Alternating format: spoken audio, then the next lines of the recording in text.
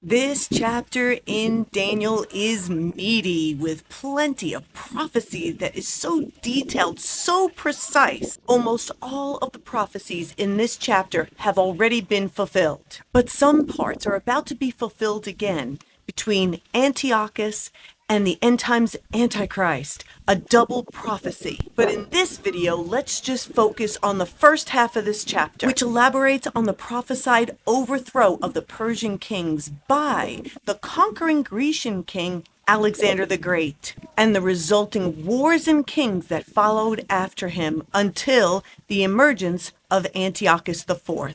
Let's go verse by verse, starting in verse 2, since verse 1 is really part of chapter 10. The current kingdom, under the rule of Persia, will be overthrown by a Grecian king whose empire, later on, ends up divided under 4 kings. But just 2 of the resulting kingdoms are talked about in this prophecy.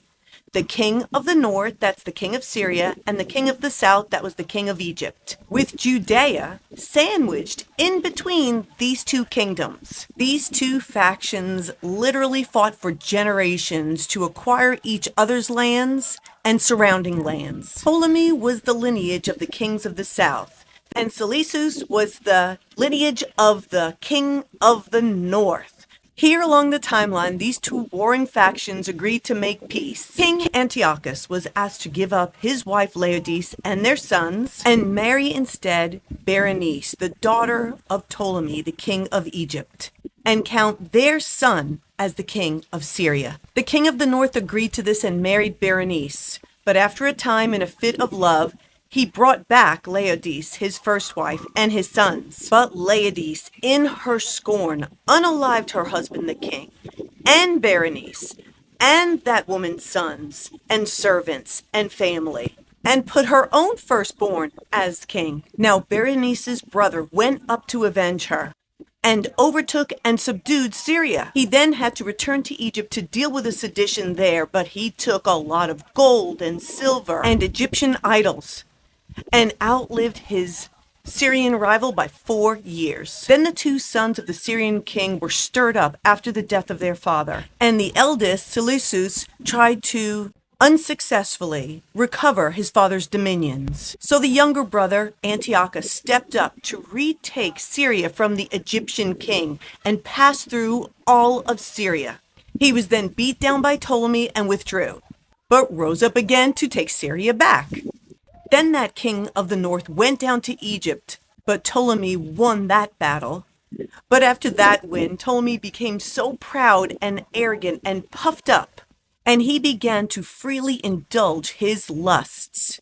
This king of Egypt became the master of bold wickedness and went to Jerusalem. And even though it was forbidden for Gentiles, he demanded to go into the temple. But God struck him with such terror as he made his way in that he had to be carried out as half dead. That when he returned to Alexandria, Egypt, he took it out on the Jews that were living there and began persecuting them cruelly.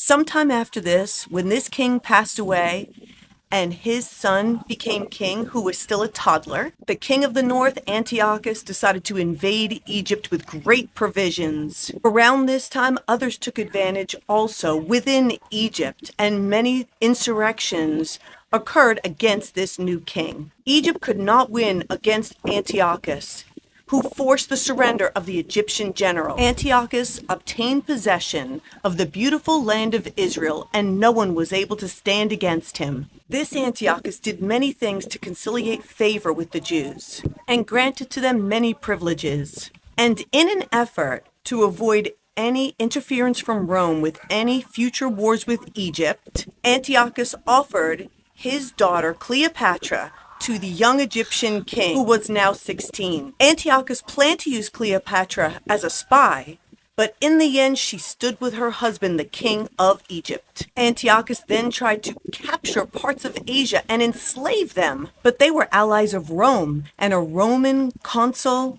caused this reproach from Antiochus to cease. The reproach he had turned on others was turned back on himself, and he was forced to give back all the land and pay tribute to Rome. He rampaged and plundered some of the eastern provinces to pay back Rome, but was slain in the process. Antiochus' son, Seleucus, inherited the throne, but was weak and ineffective, and his only legacy was the oppression of his people with the most grievous taxes. He even sent his treasurer, Heliodorus, to seize the money in the temple in Jerusalem. But that treasurer turned on him and assassinated him.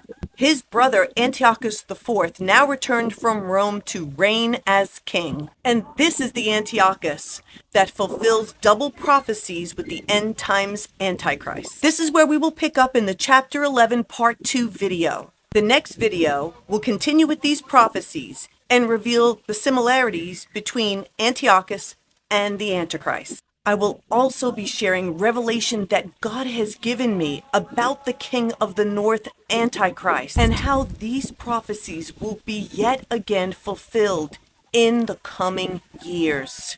See you next time.